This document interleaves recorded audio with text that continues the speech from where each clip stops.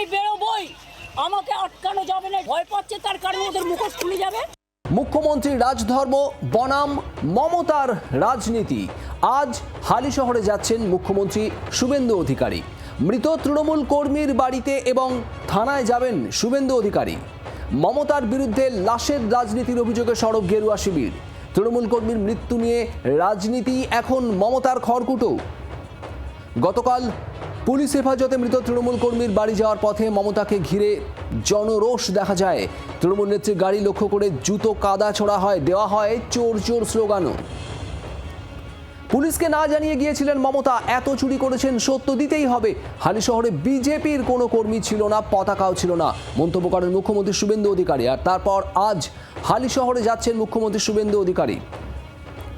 বিক্রম দাস আমাদের প্রতিনিধি রয়েছেন আমাদের সঙ্গে। বিক্রম, কোনো রাজনৈতিক দলের নয়, রাজ্যের সমস্ত মানুষের মুখ্যমন্ত্রী শুভেন্দু অধিকারী। আর এটাই হয়তো তার একেবারে উৎকৃষ্ট প্রমাণ যে এক তৃণমূল কর্মীর মৃত্যুর ঘটনার পর তার পরিবারের সঙ্গে দেখা করতে যাচ্ছেন আজ মুখ্যমন্ত্রী শুভেন্দু অধিকারী। ঠিক কি খবর?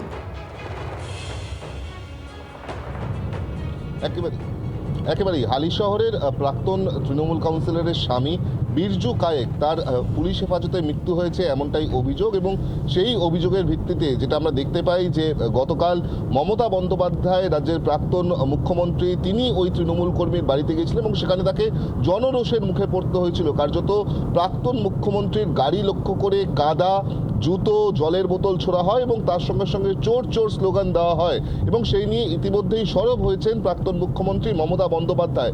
অপরদিকে কিন্তু রাজ্যের মুখ্যমন্ত্রী শুভেন্দু অধিকারী, তিনি আজকে রাজধর্ম পালন করে কার্যত ওই হালিশহরের ভূতবাগানে, যেখানে এই তৃণমূল কর্মীর বাড়ি বিরজু কায়েকের, সেই বাড়িতে তিনি আসতে পারেন এমনটাই কিন্তু আমরা জানতে পাচ্ছি। সেক্ষেত্রে দাঁড়িয়ে কিভাবে এই মৃত্যুর ঘটনা ঘটেছে, কিভাবে হেফাজতে মৃত্যুর ঘটনা ঘটেছে, এই যাবতীয় বিষয় নিয়ে তিনি একদিকে যেরকম পরিবারের পাশে থাকছেন, তার পাশাপাশি কিন্তু যারা পুলিশ আধিকারিক রয়েছেন তাদের সঙ্গেও তিনি কথা বলবেন এবং জানার চেষ্টা করবেন যে ঠিক কী ঘটনা ঘটেছিল, কিভাবেই বা বিরজুর মৃত্যুর ঘটনা ঘটেছে।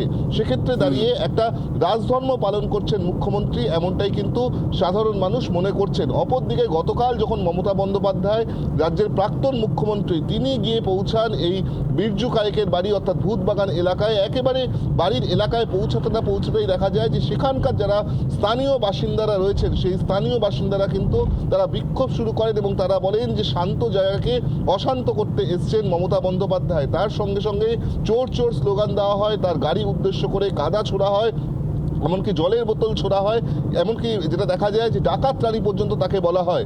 যাবতীয় বিষয় নিয়ে মমতা বন্দ্যোপাধ্যায়ের তরফ থেকে অভিযোগ করা হচ্ছে যে এই গোটা বিষয়টি বিজেপি কর্মীরা ঘটিয়েছেন এবং তার গাড়ি উদ্দেশ্য করে ইট ছোড়া হয়েছে। অপরদিকে গতকালই কিন্তু রাজ্যের মুখ্যমন্ত্রী শুভেন্দু অধিকারী একটা বিষয় স্পষ্ট করে দিয়েছেন যে মমতা বন্দ্যোপাধ্যায়, তিনি যে হালিশহরে এই বাড়িতে আসছেন, তিনি জেড প্লাস প্রোটেক্টি, জেড প্লাস ক্যাটাগরির প্রোটেক্টি, সেই জায়গায় দাঁড়িয়ে ডাইরেক্টর সিকিউরিটি বা সিনিয়র পুলিশ অফিসারদের কাছে কোনো রকম কোনো খবর ছিল না যে মমতা বন্দ্যোপাধ্যায় তিনি এখানে আসছেন। যদিও পুলিশের তরফ থেকে মমতা বন্দ্যোপাধ্যায়কে যাতে নিরাপত্তা বলায় ওই বাড়িতে পৌঁছে দেওয়া যায় বা সেখান থেকে বের করে আনা যায়, সেই কাজটি কিন্তু করা হয়েছে এমনটাই পুলিশ সূত্রে জানা যাচ্ছে। পুলিশ সূত্রে আরও খবর যে গতকালের ঘটনার ভিত্তিতে পুলিশের তরফ থেকে একটি সুমোটো এফআইআর করা হবে, এমনটাই পুলিশ সূত্রে আমরা জানতে পারছি।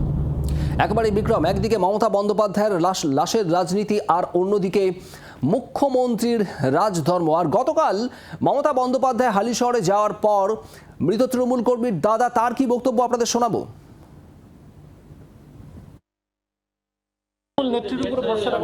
না, পারছি না, আমার হবে না, তারা কেউ পাশে দাঁড়ায়নি, আমাদের কেউ পাশে দাঁড়ায়নি, তৃণমূল পাশে দাঁড়ায়নি, কেউ দাঁড়ায়নি। এখন মারা যাওয়ার পরে আসলে কি হবে? আপনারা শুনলেন, এতদিন পাশে দাঁড়াননি আর এখন পাশে দাঁড়ানোর প্রয়োজন নেই এবং প্রশাসনের উপর রীতিমতো আস্থা রাখছেন এই মৃত তৃণমূল কর্মীর পরিবার। আর গতকাল মমতা বন্দ্যোপাধ্যায় সেখানে গিয়ে প্রবল জনরোষে পড়েন, তার কি বক্তব্য ছিল শোনাবো।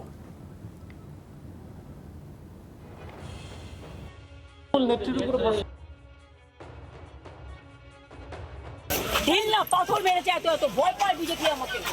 আমি বেরোবই, আমাকে আটকানো যাবে না। ভয় পাচ্ছে তার কারণে ওদের মুখোশ খুলে যাবে। এত চুরি করেছেন, চোর তো শুনতেই হবে। বিজেপির পতাকাও ছিল না, বিজেপির কর্মীরাও ছিল না, এত বিপুল জনরোষ আপনি তো আজকে অভয়ার বাড়িতে যেতে পারতেন ক্ষমা চাইতে, তা না করে আপনি ওখানে গেছেন। যেদিন আপনি অভয়াকে একটা স্টেট হসপিটালের ভিতরে মেরেছিলেন, প্রমাণ লুপাট করতে গেছিলেন, 10 লাখ টাকা দিয়ে কিনতে গেছিলেন, সেদিন আপনার গাড়িতে কাদা মাখাবে না কি ফুল ছুড়বে? বাংলার আওয়াজ, বাঙালির আবেগ, জি 24 ঘন্টা।